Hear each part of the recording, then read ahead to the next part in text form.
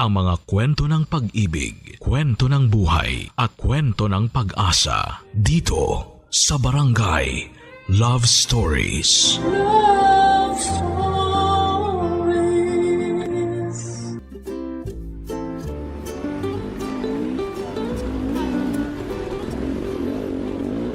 Miss, pasakay! San po kayo? Papara na lang ako mamaya kapag nandun na tayo sa bababaan ko. Nako, narinig ko na yan.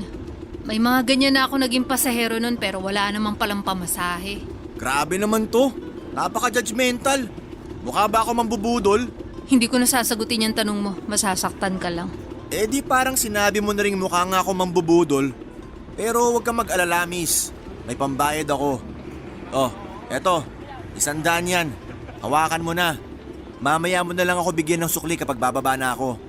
Okay na? Absuelto na ba ako, Judge? Sige na, sakay na. Uy, teka! Saan ko uupo? Dito sa may likuran mo. Bakit dyan pa sa may likod ko? Ang lawak naman dun sa loob. Mas masarap kasi umupo rito. Gusto ko yung parang sinasampal ako ng hangin. Kung ako kayang sumampal sa'yo, masasarapan ka pa? Depende. Kung may libreng halik pagkatapos ng sampal, ay, kahit 100 beses pa. Isaltik ka ba? Di ba pwedeng humahanga lang sa'yo? Kaya nga sa dami ng dumaang tricycle dito, ikaw lang yung pinara ko. Ikaw lang yung nakakuha ng atensyon ko, kaya isipin mo na lang, lucky charm mo ko ngayong araw na to. Lakas ng amats mo ah. Anong tinira mo kagabi? Hanggang kape lang ako. Hindi amats tong meron ako, kundi ka ba? Lalo na ngayong kaharap na kita. Dami mong sinasabi. Sumakay ka na nga lang para makababa ka na rin agad. Bad trip kay aga-aga. Ito na, sasakay na. Dahan-dahan lang ha. First time ko. Baliw. Sa'yo. Pwede bang tumahimik ka na lang? Pag napikon ako sa'yo, babangga ko to sa puno para maalog yung utak mo. Uy, wag naman. Konti na nga lang yung talinong meron ako, mawawala pa. Tsaka delikado. Baka mabawasan kagwapuhan ko. Ikaw? Gwapo? Pambihira. Kung ganyan lang din naman yung gwapo, edi wala nang pangit dito sa mundo. Hayaan mo na yung itsura ko. Ang mahalaga, mukha pa rin akong tao. Ano nga palang pangalan mo? Wala akong pangalan. Pwede ba naman yun? Oo, pwede. Kaya huwag ka nang makulit dyan. Pero may nakapagsabi sa akin, Pinang daw pangalan mo. Tama ba? Ano? Sino naman ang nagsabi sa'yo niyan? Katrabaho ko lang. Tsaka matagal na kitang nakikita dito. Hindi lang talaga ako makatsyempo na magpakilala sa'yo. Matagal na rin kitang nakikita dito. Sawa na nga ako sa pagmumukha mo eh. Kung ganon, di kilala mo na ako? Kilala lang kita sa mukha kasi lagi kitang nakikita dun sa farm. Kaya alam kong kargador ka ron. Pero wala akong pakaalam kung anong pangalan mo. Napakasungit mo naman. Buti alam mo. Kaya kung gusto mo matahimik yung buhay mo, wag ako yung kulitin mo. Gusto lang naman kitang makilala. Tsaka interesado akong malaman kung bakit lagi kang nakaitim. Broken hearted ka ba? Hindi. Talaga? Hindi pa ako nagkaka-boyfriend. Ano ba? Ako pala yung una kung sakali. Ano? Kapal naman ang mukha mo. Hindi ako magpapaligaw sa'yo, no? Tsaka lumayo-layo ka nga ng konti. Masyado ka nang nakadikit sa akin eh. Kaya nga ako pumwesto rito para makausap kita ng malapitan. Tagal na kaya kitang hinahangaan. Di lang talaga kita malapitan kasi sabi ng mga katrabaho ko, mailap ka raw sa mga lalaki. Alam mo naman pala eh, bakit ka nangungulit? Kasi gusto kong subukan. Huwag mo nang subukan. Di mo kaya. Papadudot kahit medyo foul na yung mga binitawan kong salita nung nagpatuloy pa ang pag-uusap namin ni Kaloy, ay parang hindi man lang siya nasaktan o naapektuhan nito.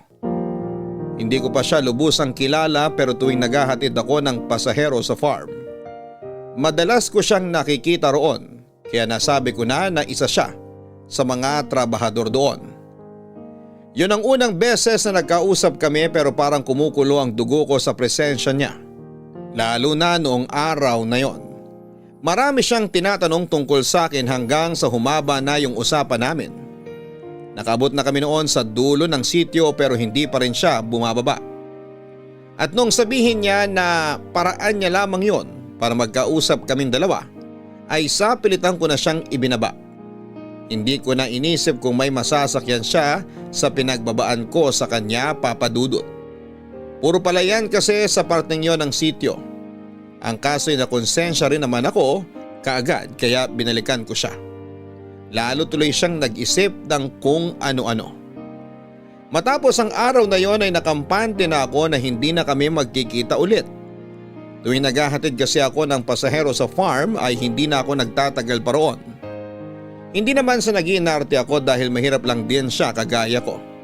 Pero wala talaga akong planong magka-boyfriend o magkaasawa ng panahon na yon, Papa Dudut. Tungkol naman po sa nanay ko na matagal na ring byuda. Hindi na kami umasang mag-aasawa pa ulit siya. Pero isang araw, Papa Dudut, may dinalang lalaki sa bahay si nanay at hindi ko yon nagustuhan. Nay, nandito na po ako. Oh, may bisita pala tayo. Sino siya, Nay? Anak, si Esto nga pala. Kamag-anak po ba natin? Hindi anak. Dito na siya titira. Magsasama na kami. Po? Kapapakilala niyo lang sa amin tapos dito na agad titira? Napaka-advance yun naman po, Nay. Na hindi nga namin alam na may karelasyon na pala kayo eh. Pasensya na kung sisingit ako sa usapan nyo ha. Pero ako na sana yung sasagot para sa nanay mo. Hindi po kayong kanakausap ko. Narinig niyo naman po, di ba? Anak, wag mo namang bastusin ng ganyan si Estong. Maayos siyang nakikipag-usap sa'yo. Hayaan mo na mahal. Nabigla lang siguro yung anak mo. Huwag kang mag-alala. Naiintindihan ko naman. Pero mahal, magsasama na tayo. Kaya hindi pwedeng ganyan yung pakikitungo niya sa'yo. Wala nga po kayo nabanggit sa akin, di ba? Ano to, gulatan na lang? Naman, lagi tayo magkasama dito sa bahay tapos wala man lang kayo nabanggit tungkol dyan. Pasensya ka na anak. Hindi ko rin kasi alam kung paano ko sasabihin sa inyong magkapatid. Iha, pasensya ka na talaga. Wala naman akong masamang intensyon sa nanay mo. Nandito ako para sana makatulong din sa inyo. Pero kung hindi ka komportable na nandito ako, naiintindihan ko naman. Pwede naman akong bumalik muna sa bahay na tinutuluyan ko. Wag na ho. Wala rin naman ako magagawa kung matagal na kayong magkarelasyon. Dito na lang muna kayo. Mag-uusap lang kami ni nanay sa labas.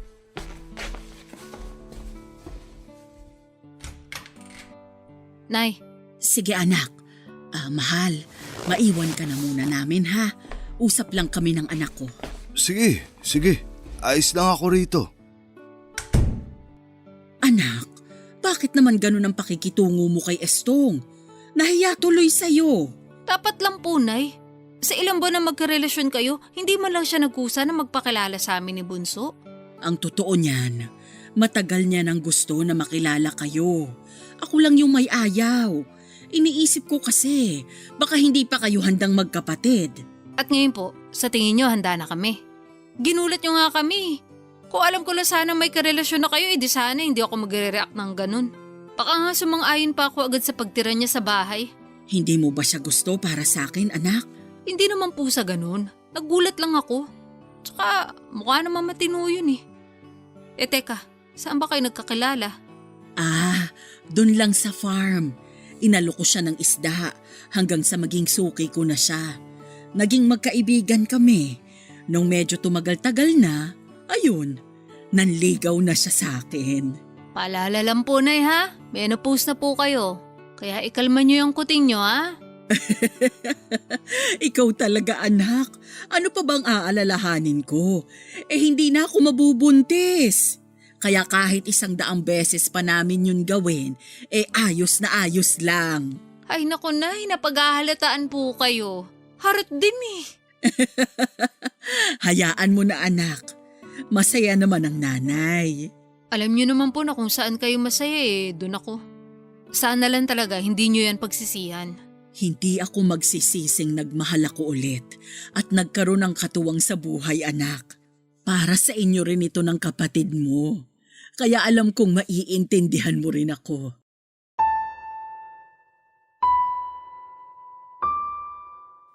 Papadudot pumayag ako noon na sa bahay na tumira ang bagong kinakasama ni nanay. Pinagbigyan ko si nanay sa kahilingan niyang yon dahil batid ko rin naman na nahihirapan na siya sa pagtatrabaho. Kahit naman kasi nakakatulong na ako sa kanya ay malaking halaga pa rin ang binubuno namin para mabayaran ang mga utang namin. Nagtaka nga po ako noon kung bakit gano'n na lamang kumayod si nanay para makabayad kami ng utang. Saka ko lang nalaman na nakasanla pala sa dating amo ni nanay ang bahay at lupa namin. Para akong pinagsakluman ng langit at lupa sa mga nalaman ko. Mahalaga kasi ang lupang yon kay tatay. Isa pa doon kami lumaki. Isa sa mga bilin ni tatay na alagaan namin yung lupang pinag-ipunan niya. Ang pambili noong nagpakasal sila ni nanay. Yun lang daw kasi ang maipapamana niya sa amin. Pero nung nalaman kong nakasangla pala at ginigipit na ang nanay ko ay sobrang nanghina ako, Papa Dudut. Noong nagdesisyon si nanay na magsama na sila ni Tio Estong, alam na rin pala niya ang tungkol sa lagay ng lupa namin kaya nangako siya na tutulong sa pagbabayad. Kahit na hindi ko pa siya lubos na tinatanggap sa pamilya namin ay tinanggap ko na rin siya. Lalo na ang alok niyang tulong. Sinubukan ko rin makisama ng maayos sa kanya pero tuwing nakikita ko siya ay naaalala ko lamang ang tatay ko at ang matinding pangungulilang nararamdaman ko. Hindi naman sa hindi ko talaga siya kayang tanggapin bilang pangalawang ama naming magkakapatid.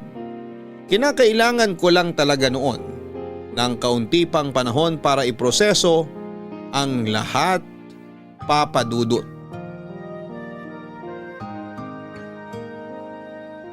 Papa Dudut, sa kabila ng pag-aalinlangan ko na tanggapin si Tio Estong bilang pangalawang tatay namin, ay hindi naman siya pumalya sa pagiging mabuting katuwang sa nanay ko. Mula nang dumating siya sa buhay namin ay naging magaan na ang lahat para sa akin. Hindi lang sa mga gastusin kundi pati na rin sa mga mabibigat na gawaing nakasanayan ko noon. Lagi niyang sinasabi na babae pa rin ako kaya hindi ko na dapat ginagawa ang mga yon.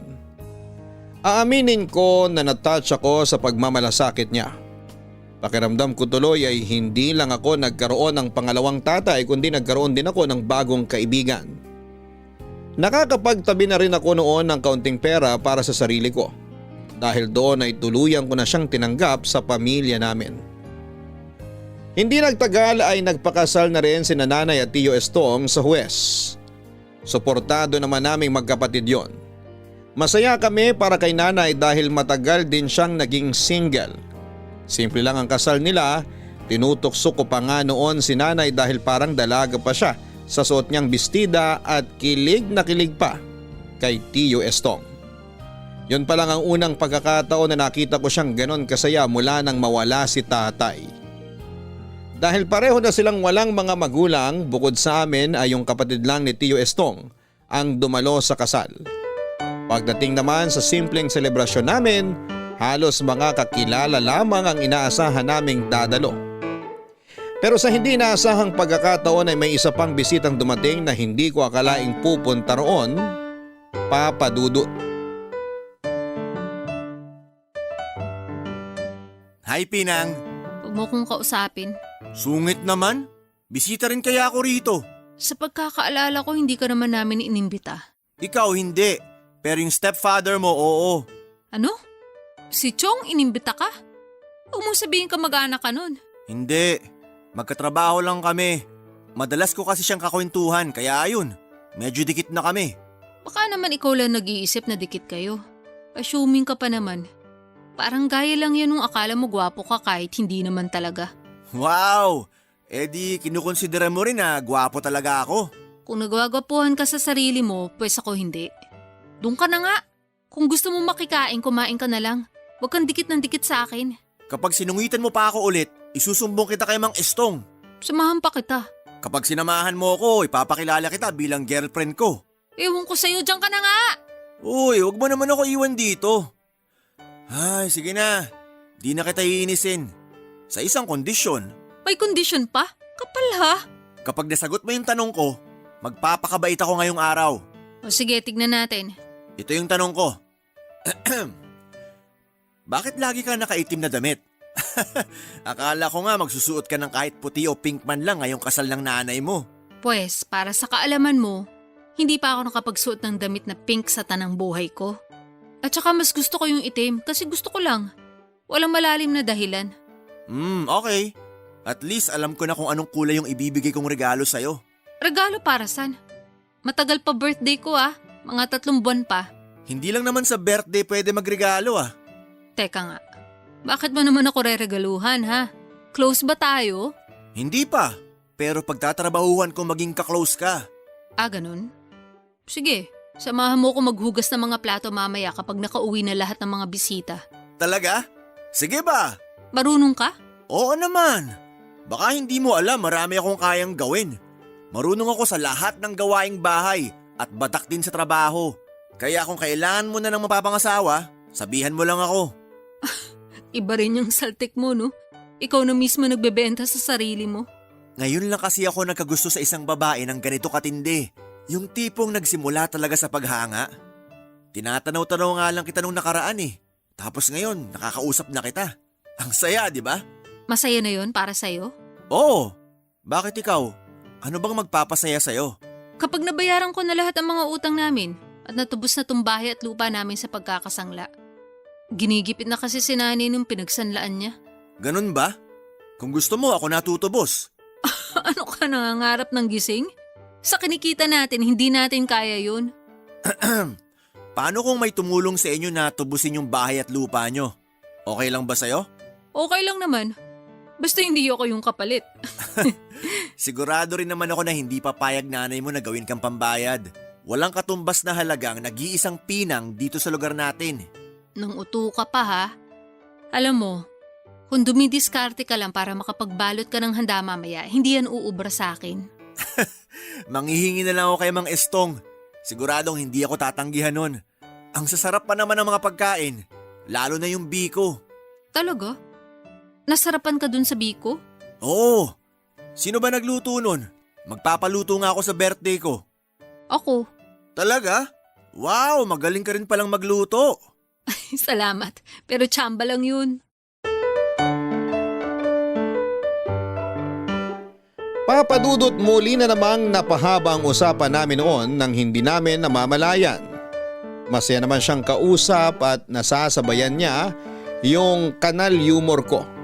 Nakakainis lang siya noong una pero noong medyo nakilala ko na siya ay agad na gumaan ang loob ko sa kanya. Para akong nakahanap ng solid na kaibigan sa katauhan ni Kaloy.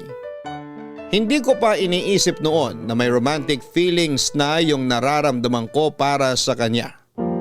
Bukod kasi sa hindi ako sanay na sinasabi ang tungkol sa tunay kong nararamdaman, ay hindi pa talaga ako handang makipagrelasyon sa kahit na sino. Pagkatapos ng kasal ni Nanay at Tio Estong, paminsan-minsan ay naiisip ko na rin ang masayang usapan namin ni Kaloy. Ewan ko ba pero nahihiya talaga akong aminin na apektado na ako sa presensya niya. Baka kasi masyado nang late yung edad ko para maramdaman yung ganong bagay. Baka sabihin ng iba, nagfi-feeling teenager samantalang 30 anyos na ako ng panahong yon. Papadudot, sa kakaisip ko nga po noon kay Kaloy ay umabot na siya sa panaginip ko. Ilang beses ko nang napapanaginipan na magkasama kami. Magkahawak kamay at muntik pa niya akong mahalikan. Aaminin ko na medyo nahiya ako sa parteng isinama ko pa ito sa pagkukwento ko sa inyo. Pero sa ganong paraan po talaga ipinamukha sa akin ng tadhana na hindi na basta pagkakaibigan lang yung nararamdaman ko para kay Kaloy. At mas lalo pang lumala ang nararamdaman ko nang bigla na lamang siyang sumulpot sa bahay namin para umakyat ng ligaw.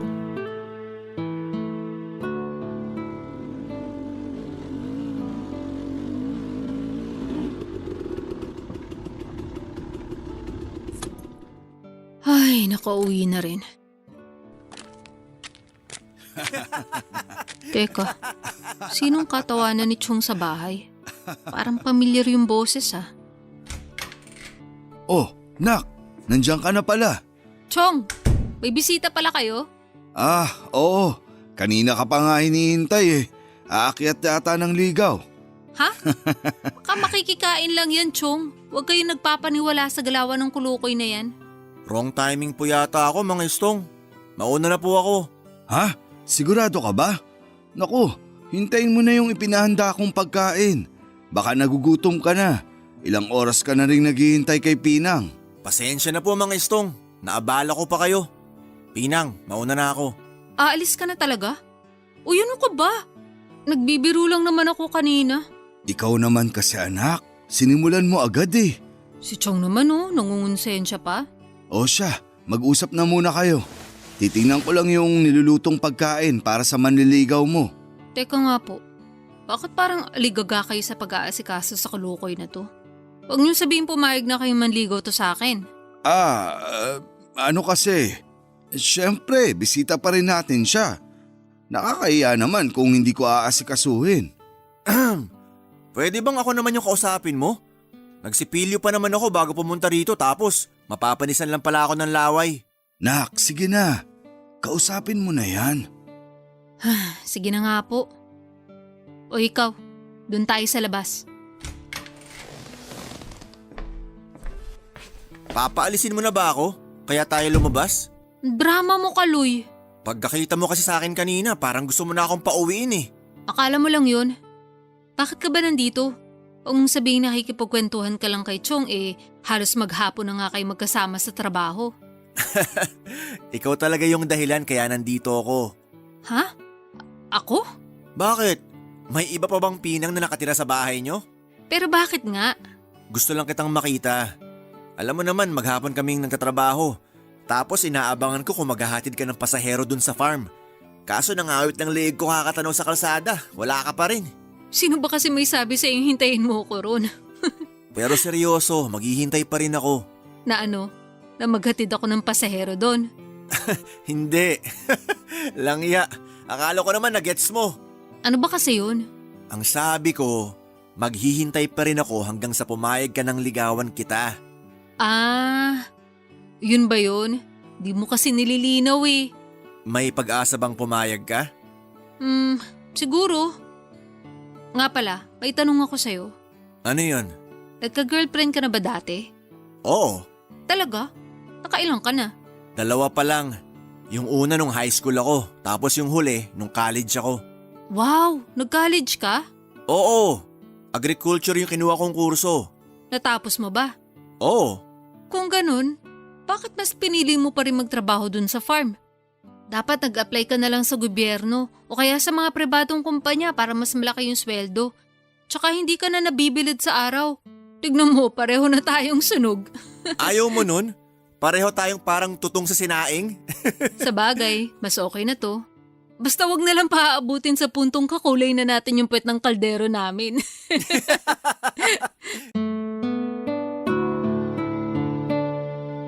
Papadudot na putol yung masama naming tawanan nang biglang dumating si nanay. Bakas sa reaksyon niya na hindi niya gustong naroon si Kaloy sa amin. Kung hindi pa siya sinaway ni Tio Estong ay hindi pa siya titigil sa pagpaparinig. Hindi ko makakalimutan yung sinabi niya noon na magpapaligaw na lamang daw ako ay sa kasing hirap pa namin. Masakit po yun para sa akin dahil yun ang unang beses na nakarinig ako ng ganong pangiinsulto mula kay nanay. Sa lahat ng taong kilala ko ay sa kanya ko yon pinaka hindi inaasahang mapapakinggan. Dahil nahiya na si Kaloy sa mga sinabi ni nanay ay nagpaalam na rin kaagad siya noon. Pagkaalis naman niya ay medyo nagkasagutan pa kami ng nanay ko. Nakiusap ako sa kanya na kung pwede sana'y itrato niya na rin ang maayos ang taong pinapahalagahan ko bukod sa kanila. Isa pa, nasa hustong edad na ako para magdesisyon kung sino ang mga kikilalanin ko o hindi. Naintindihan ko naman na nagmamalasakit lamang sa akin si nanay pero hindi ko nagustuhan yung sinabi niyang hindi kami maiaahon sa kahirapan ng isang kagaya lamang ni Kaloy. Sanay naman po kami sa pinaghihirapan yung mga bagay-bagay. Kaya nagtataka po ako kay nanay kung bakit nakapagbitaw siya ng ganong salita. Papadudot hindi lang po sa pagtrato ni nanay kay Kaloy ang napansin ko ng panahong yon. Napansin ko rin na nagiging malamig na rin ang pakikitungo niya kay Tio Estong Tumigil na rin sa pagtitinda ng isda si nanay at sinabing may iniaalok na trabaho sa kanya ang kakilala niya. Namasukan daw siyang tindera sa isang malaking bakery. Naniwala naman ako sa kanya kaya hindi na ako nagtanong pa. Pero nung halos araw-araw na siyang may inuuwing bagong damit, doon na po ako nagduda sa sarili kong ina.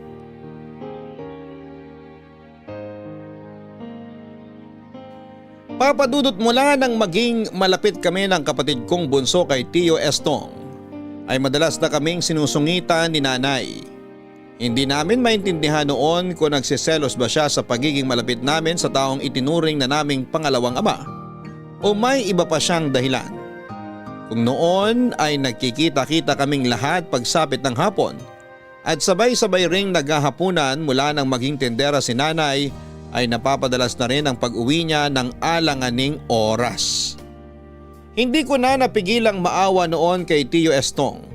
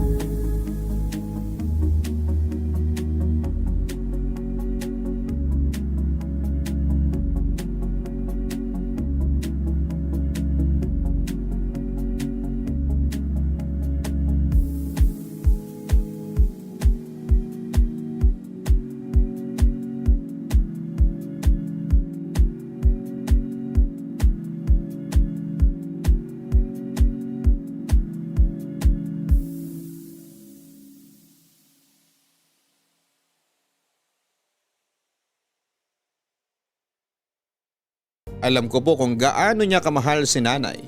Tuwing late na umuwi si nanay, inaasikaso pa rin siya at ipinaghahain ng hapunan kahit pagod na sa maghapong trabaho sa bukid si Tio Estong. Dahil sa pagdududa ko sa nanay ko, ako na rin mismo ang gumawa ng paraan para malaman kung may kalokohan siyang ginagawa. Noong araw na yon ay sinadya kong hindi na mamasada bandang hapon para sunduin si nanay sa bakery na sinasabi niyang pinapasukan niya. Habang naghihintay po ako noon sa tapat ng bakery na pinagtatrabuhan niya ay kitang-kita ko ang paglabas niya kasama ang isang lalaking hindi nalalayo ang edad sa kanya. Nakahawak siya sa braso nito at masayang nag-uusap bago magpaalam si nanay sa pag-uwi niya noon. Kitang-kita ko ang pagkagulat sa mukha niya nang businahan ko siya ng mga sandaling yon. At pag-uwi namin ay hindi ko na napigilan ang emosyon ko, Papa Dudut.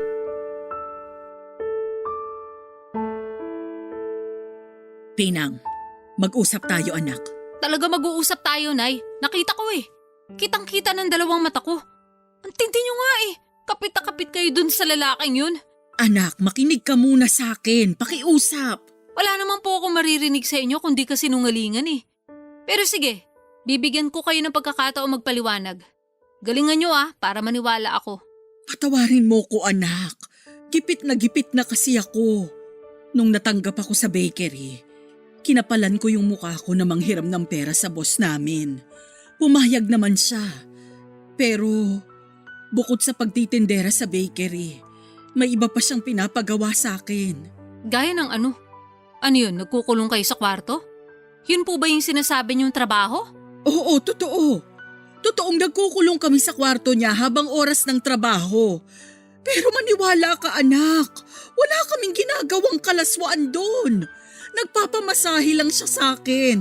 Tapos binibigyan niya ako ng malaking tip at kung ano-anong regalo. Dahil lang sa masahe yun? Naku Nay ha, sinasabi ko po sa inyo, hindi ako basta-basta maniniwala dyan sa sinasabi niyo. Wala talaga kaming ibang ginagawa. Nagpapamasahe lang talaga siya ng buong katawan niya. Buong katawan? Oo, pero hindi yun kagaya ng iniisip mo. Eh kung ganun bakit nakahawak kayo sa braso niya? Ang saya-saya niyo pa nga eh. Kung hindi ko lang kayo kilala, mapagkakamalan ko kayong mag-asawa. Gusto niya ako anak. Nakakahiyamang sabihin pero ginamit ko yung nararamdaman niya para sa akin. Para hindi niya ako singilin agad ng utang ko sa kanya. May nangyari na ba sa inyo? Wala! Wala anak! Ay Nay, layuan niyo na po siya. Maawa po kayo kay Chong. Ang bait-bait niya sa atin, lalo na sa inyo. Mahal na mahal ka niya. Kailangan niya malaman yung totoo. Mali mo, matulungan ka pa. Ayoko nang sabihin pa yun sa kanya anak. Nakapagbigay na siya noon ng pambayad sa bahay at lupa natin, kahit unti-unti. Masyado na siyang maraming nagawa para sa atin. Sapat na yon. Nahihiya na rin ako sa kanya, kaya ayoko nang dagdagan pa yung iniisip niya. Pero Nay, mali pa rin po na binigyan niyo ng pagkakataon yung boss niyo. Paano kung umasa yun? Paano kung gamitin niya yung utang niyo para wala na kayong kawala sa kanya? Malaking gulo po yung pinasok niyo. Pasensya ka na anak. Huwag ka mag-alala. Gagawang ko to ng paraan. Anong gagawa ng paraan? Chong! May problema ba? Nakauwi na po pala kayo. Mahal. Anong nangyari sa inyong dalawa? Parang gulat na gulat kayo Hindi naman. May kinukwento lang kasi sa akin itong si Pinang. Totoo ba yun, Nak? Baka naman pwedeng ikwento mo rin sa akin. Naku, wag na. Usapang babae lang yun. Opo Chong, usapang babae. Next time na lang ako magkukwento sa inyo Kape po, baka gusto nyo. Ipagtitimpla ko kayong dalawa ni Nanay. Ako na lang, Nak. Alam kong pagod ka rin sa pamamasada. Hindi, ayos lang po. Madali lang naman po magtimple. Hayaan mo na si Pinang. Hindi mo rin naman yan mapipigilan. Mukhang pagod na pagod ka, mahala. Gusto mo ba ng masahe? Ayos ka lang, anak? May nakaalala siguro sa'yo. Mukhang kinikwento ka na naman ng manliligaw mo. Bukang bibig ka nun sa bukid. Kaya yung mga katrabaho namin, kahit hindi ka pa nakikita nung iba, kilalang kilala ka na sa pangalan. Talaga Chong? Loko yun Nako naman kunwari pa to. Kinikilig naman. Si Chong talaga nanunukso na naman. Diyan na nga kayo ni Nanay, magtitimpla na lang ako ng kape. Papadudot na gets ko naman po kaagad si Nanay na ayaw nitong iparating kay Tio Estong ang nalaman ko. Kaya kahit labag sa kalooban kong gawin yon ay inilihim ko pa rin po kay Tio Estong ang katotohanan. Pero hindi ko naman mapigilang makonsensya tuwing nag-uusap kami at wala man lang akong nababanggit sa kanya. Palaging sinasabi ni Chong na mahal niya si Nanay kaya ayaw niyang nahihirapan ito o kahit sino sa aming magkakapatid. May mga pagkakataon na gusto ko na lamang sabihin sa kanya ang totoo pero ayaw ko namang ako pang maging dahilan ng pag-aaway nila ni Nanay. Papadudot laking tuwa ko naman noon nang tumupad si Nanay sa usapan namin. Lumayo na siya sa boss niyang may gusto sa kanya at nakipag-usap na lang ng maayos tungkol sa utang niya. Ginawa naman namin ng paraan na mabayaran yon. Ang kagandahan lang ay hindi ito katulad ng pinagsanlaan ni Nanay noon na talagang nanggigipit na. Mas madaling kausap ang amo niya at napapakiusapan pa. Tungkol naman po sa makulit kong manliligaw. Kahit pareho kaming abala sa paghahanap buhay ay gumawa talaga siya ng paraan para magkita kami ulit.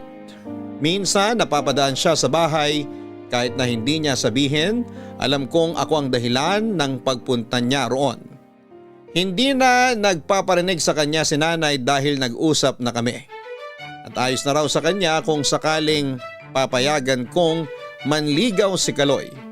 Kaya naman nang muli kaming magkausap ay hindi na rin ako nagpatumpik-tumpik pa, Papa Dudut.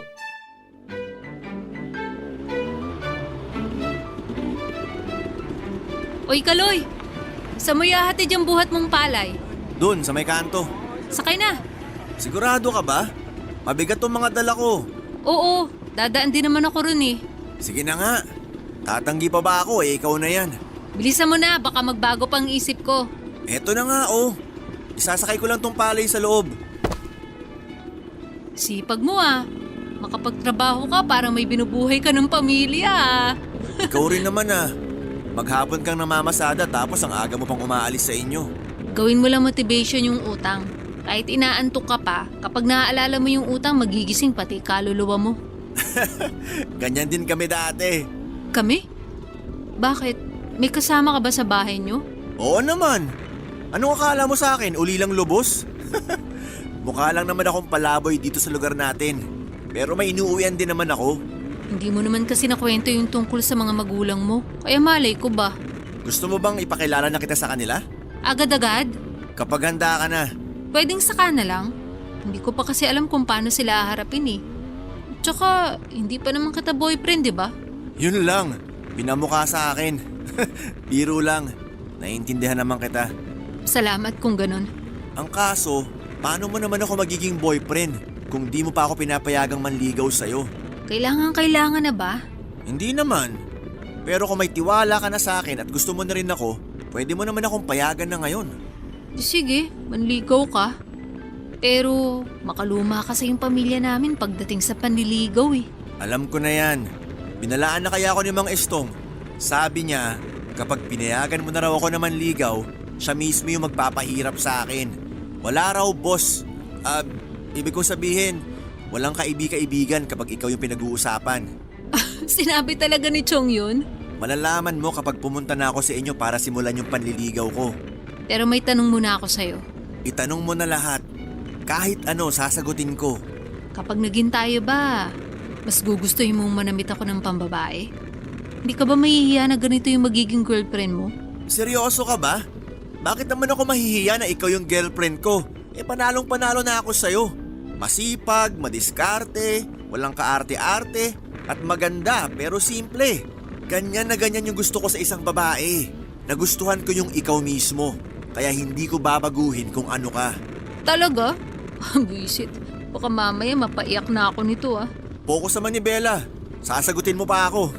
Uy, kahit dinadaldal mo ko nakapokus to. Tsaka kabisado ko ng kalsada dito no. Kahit nakapikit pa ako, mayahatid kita ng buong buo sa pupuntahan mo. Buong buo talaga. Pero hulog na ako. Bakit kasi hindi ka umayos ang pagkakaupo mo dyan? Bagal talaga. Ano? Sabi ko ang slow mo. Nababagalan ka pa sa pagtakbo ko? Ha? Hindi yun ang ibig kong sabihin. Pero sabi mo ang bagal ko. Ay, ang hirap talaga bumanat kapag masyadong inosente yung kausap. May sinasabi ka? Wala. Sabi ko, ingat. Ingat sa pagmamaneho.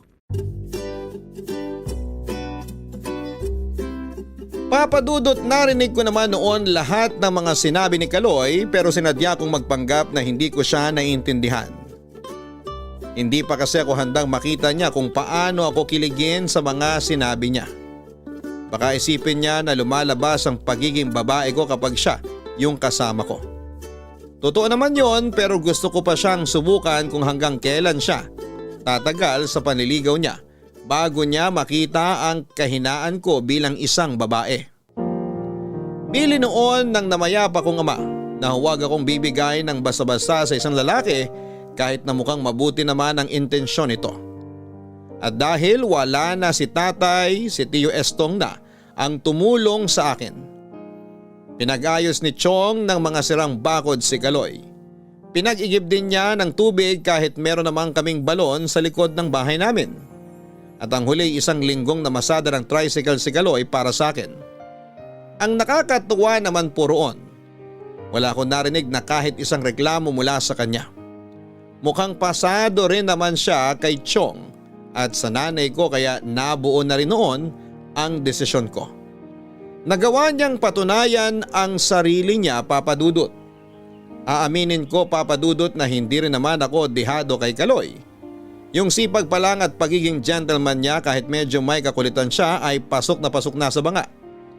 Handa na nga po sana akong sagutin siya noon nang may malaman ako tungkol sa pagkatao niya. Papa Dudut, saka ko lamang naintindihan kung bakit aligaga sa pag-asikaso si Tio Estong kay Kaloy noong bumisita siya sa amin. Yun ay dahil isa siya sa mga may-ari ng malaking farm doon sa amin. Ang malupit pa roon ay nag-iisa lamang siyang anak kaya sa kanya rin yon ipapamana. Wala talaga akong kaideya-ideya noon dahil hindi ko naman kilala yung mag-asawang may-ari at hindi ko rin alam na may anak pala sila. Isa pa ay ginagawa rin ni Kaloy ang mga trabaho ng mga tauhan nila kaya hindi ko talaga yon mahalata. Hindi naman sila yung tipong sobrang yaman pero nahiya ako noong naalala kong napagkamalan ko siyang kargador sa sarili nilang farm. Sa halip na magalit na hindi agad sinabi ni Kaloy ang tungkol doon ay natawa na lamang ako, Papa Dudut. Sino ba naman kasing mag-aakala na yung makulit kong manliligaw ay siya palang tagapagmana ng malawak na palayan at maisang nadaraanan ko sa pang-araw-araw. Pero kahit nalaman ko nang hindi talaga siya mahirap kagaya namin, hindi pa rin nagbago ang pakikitungo ko sa kanya. Kung paano kami noong nagsimula siyang manligaw ay ganon pa rin kami kahit alam ko na amo siya ni Tio Estong. Kahit naiintindihan ko naman kung bakit pinili niyang hindi na lamang yon sabihin sa akin, ay medyo nagtampo pa rin ako sa kanya. Hindi naman po siguro maiiwasan yon, lalo na't kung ano-ano pa yung nasabi ko sa kanya sa pag-aakalang pareho kami ng estado sa buhay noon. Bakit parang hindi maipinta yung mukha ng dalaga ko? Chong, wag niyo po kung simulan, mainit ang ulo ko ngayon. Kalmahan mo lang, ikaw naman. Dahil ba yan kay Kaloy? Hindi po. Sus, sa akin ka pa ba magsisinungaling? Halos mabuo na nga yung mukha ni Kaloy dyan sa kunot ng noo mo. Chong naman eh. Magkape na lang kaya kayo dun sa kusina. Hindi, pag-uusapan natin yan. Ay, alam ko naman na nagtatampo ka sa kanya kasi hindi niya sinabi na hindi naman pala siya mahirap kagaya natin. Wala na po tayong magagawa ron. Tsaka hindi naman niya kasalanan na pinanganak siya sa may kayang pamilya at tagapagmana ng malawak na farm. Kahit naman hindi siya maging tagapagmana, hindi rin malayo na magkaroon siya ng sarili niyang farm, anak. Masipag at matalino yung batang yun. Kung ganun lang ako kabata, nako, marami pa akong kayang gawin para umasenso sa buhay. Makapagsalita ka naman dyan, Chong, parang senior ka na. 52 ka pa lang naman eh.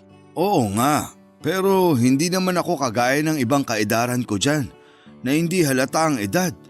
Kasi alagang-alaga nila yung sarili nila. Ako, mula pagkabata, babad na sa sikat ng araw at batak na kakatrabaho. Kaya madali rin ako nang hina. Hayaan niyo po, nandito pa naman kami ni Bunso. Kapag dumating yung araw na hindi niyo na kaya ni nanay na magtrabaho, kami naman yung bahala sa inyo. Swerte kaya namin na may tatay kaming ganyang kasipag. Alam kong bihira ko tong sabihin sa inyo, Chong, pero salamat po. Salamat po kasi dumating kayo sa buhay namin. Ay nako, paiiyakin pa ako ng batang to.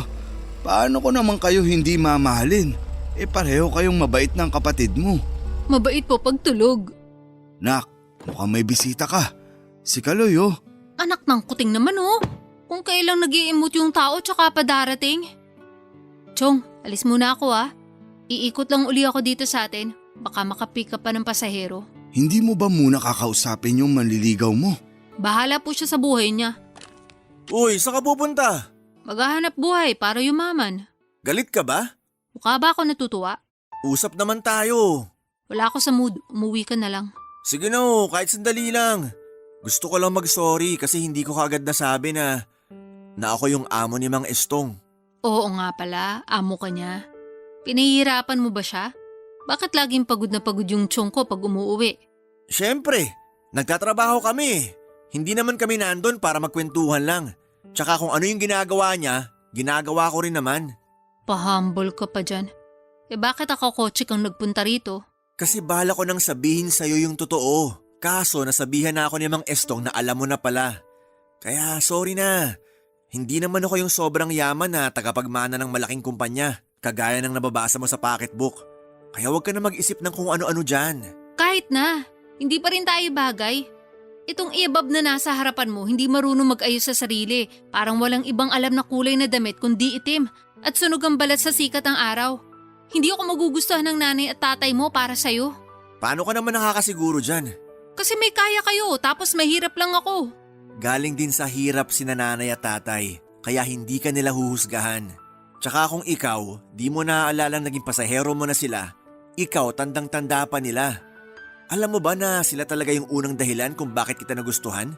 May kinikwento kasi sila na babaeng tricycle driver dito sa atin na maingat magmaneho at maalaga sa mga senior. Kahinaan ko yung mga magulang ko, Pinang. Kaya kapag may gumagawa ng mga bagay na ginagawa ko sa kanila, lumalambot ka agad tong puso ko. Naaalala ko na sila. Meron nga ako na isakay na mag-asawa nito mga nakaraang buwan lang. Isang beses ko lang sila naging pasahero pero malay ko ba na sila pala yung mga magulang mo? Yan yung isa sa pinaka nagustuhan ko sa'yo. Kahit hindi mo alam yung estado sa buhay ng mga taong nagiging pasahero mo, patas mo silang tinatrato. Pwes, para lang din sa kaalaman mo, kahinaan ko rin yung mga mahal ko sa buhay kaya kita nagustuhan. Kaya kung gusto mo malaman kung anong nararamdaman ko para sa'yo, sige na, inaamin ko ng gustong gusto kita.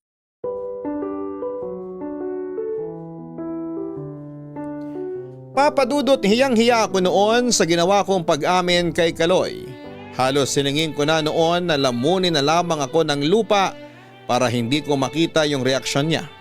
Pero dahil magkaharap lang kami noon ay wala na akong naitago pa kay Kaloy. Parang bulang naglaho yung tampo ko sa kanya noong nalaman kong pareho kami ng kahinaan. Natouch pa ako sa mga sinabi niya at doon ko nakita kung gaano niya kamahal ang mga magulang niya. Sa totoo lang ay nasa kanya na po lahat. Kaya hindi na ako nag-inarte noon. Kahit na siga pa rin akong kumilos at panlalaki kong manamit, matapang kong inamin na pareho lang kami ng nararamdaman sa isa't isa. Aaminin ko nung una, inisip ko talaga na medyo alangan talaga kami sa isa't isa. Dahil sa estado namin sa buhay, pero tuwing iniisip ko kung paano kami nagsisikap sa buhay sa kabila ng pagkakaiba namin, mas nangingibabaw yung pagmamahal ko sa kanya, Papa Dudut. Mas nangingibabaw lahat ng nagustuhan ko sa kanya bilang Kaloy na napagkamalang kong kargador. Sinagot ko na siya noong araw ding yon kaya inimbitahan na niya ako sa bahay nila para ipakilala sa mga magulang niya. Pwede ka nang huminga. Kanina ka pa kabadong-kabado ah. Ramdam ko yung lamig ng kamay mo kanina. Bakit kasi hawak ka ng hawak sa kamay ko? Bawal na ba maging sweet sa girlfriend ko? Proud lang naman akong ipakilala ka sa mga magulang ko kanina. Kita mo naman gustong gusto ka nila. Kulang na nga lang magpalit na sila ng anak eh. Akala ko kasi mas gusto nila yung mga babaeng mainihin tsaka yung malumanay magsalita. Hindi gaya ko na walang preno yung bibig. Buti pa nga yung tricycle meron. Hindi mo naman kailangan magpakababa.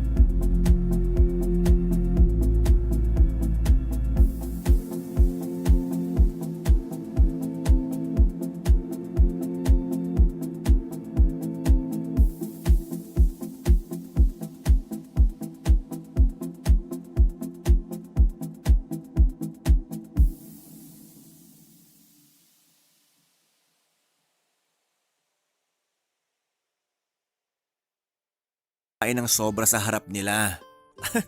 Kung alam mo lang, pareho lang kayo ni nanay nung dalaga pa siya. Talaga? Oo, nakwento yun sa akin ni tatay. Pero nung nabuntis na niya si nanay, ayun, biglang naging, ano na nga yung sinabi mo kanina? Abab? Oo, babae yun. Binaliktad lang. Pero seryoso, nagbago talaga ang kilos at pananamit ng nanay mo nung pinagbubuntis ka na niya? Oo, kasi syempre buntis. Kailangan magsuot ng bestida para komportable. Hanggang sa makasanayan na niya. Iniisip ko nga kung Kung ano, pabitin ka pa eh. paano kaya kung ikaw naman yung nabuntis? Ano? Bakit naman pagbubuntis agad yung nasa isip mo? Doon din naman tayo papunta kapag ikinasal na tayo. Kasal? Hoy, teka lang. Kumalma ka naman. Kakapakilala mo lang sa akin sa mga magulang mo, kasal na agad? Tapos kanina, nasa pagbubuntis ka na, hinihinay lang. Baka himatay na ako dito. Cute mo talaga. Cute mo mukha mo. Halika na, iuwi mo na nga ako para makapagpalit na ako ng damit. Kinakati ako dito sa bestidang pinahiram ni nanay. Ganda kaya niyan. Bagay sa'yo, parang natutulog lang. Ay, ito naman, nakapamalo agad eh. Kaya palang ngisi-ngisi ka kanina kasi natatawa ka sa suot ko.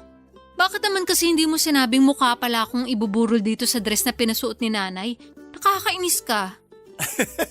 Nahiya na kasi akong sabihin sa'yo. Iuwi mo na nga ako. Ito na nga po, ma'am. Iuwi na kita. Uy, sorry na. Hindi naman talaga totoong mukhang pangburol yung suot mong dress. Ikaw lang naman yung iniisip ko eh. Mukha kasing hindi ka komportable na suot yan. Mas gugustuhin ko pa nga magbarong na lang eh. Pareho lang din naman ng tela. Masyado ka yatang nape-pressure kanina. Sorry ah. Hayaan mo na. First time ko kasi maranasan yung ganun. Nasabi ko naman sa'yo dati na hindi pa ako nagkaka-boyfriend, di ba? Oo, kaya nga naiintindihan kita. Sa susunod nga kahit nakapambahay ka lang pagpunta sa amin, ayos lang eh. Tsaka na-appreciate ko talaga na nag-effort ka pang magsuot ng dress para ngayong gabi. Ngayon lang kita nakita na iba yung kulay ng suot na damit. Ginawa ko lang naman talaga to para sa'yo. Kaya nga wag ka na magtampo. Binibiro lang naman kita kanina para mawala na yung kaba mo. Effective naman, di ba? Pero may napansin talaga ako eh. Ano na naman? Babaeng babae ka na kung magtampo.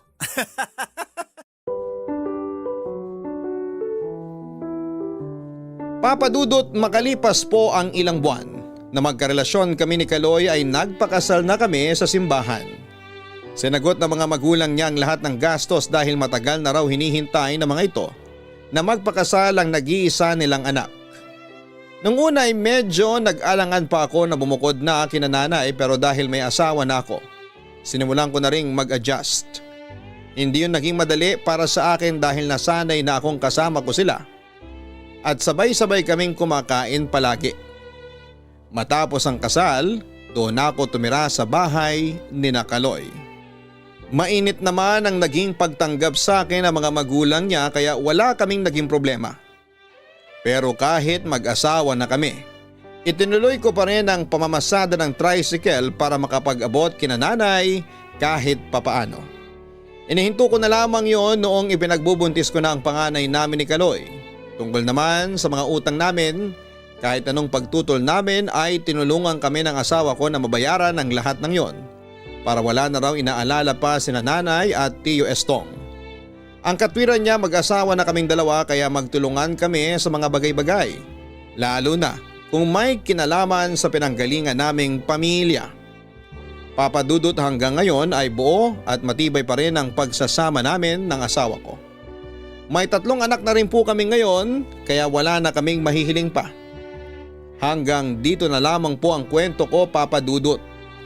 Marami pong salamat sa inyong lahat na bumubuo ng Barangay LS. Pagpalain po sana kayo palagi. Ang inyong forever kapuso at kabarangay, Pinang. Mga kabarangay, sa mundong ating ginagalawan, hindi na natin masasabi kung sino nga ba ang pwede nating pagkatiwalaan. Kaya mahalaga na sa una pa lang ay nagpapakatotoo na tayo sa mga taong madalas nating nakakausap at nakakasama.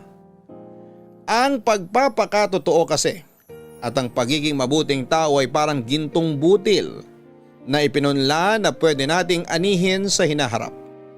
Kapag hindi tayo nagpakita ng kahit na anong pagpapanggap sa mga taong ating nakakasalamuha, hindi magiging mahirap para sa atin ang makisama sa iba. Gaya na lamang ni Pinang na nagpakatotoo, hindi lang sa lalaking mahal niya, kundi pati na rin sa mga taong mahalaga sa kanya. Kaya naman sa kabila ng kaibahan niya sa ibang kababaihan ay minahal siya ng mga taong nakapalibot sa kanya.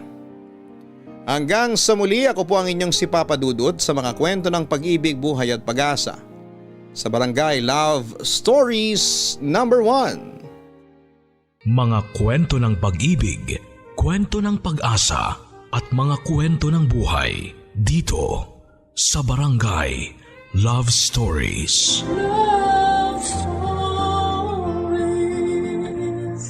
Sabay-sabay nating pakinggan ang iyong kwento ng pag-ibig, buhay at pag-asa. Ipadala lang sa barangaylovestories@yahoo.com. Nagustuhan ng iyong napakinggan? Ituloy yan via live stream sa www.gmanetwork.com/radio.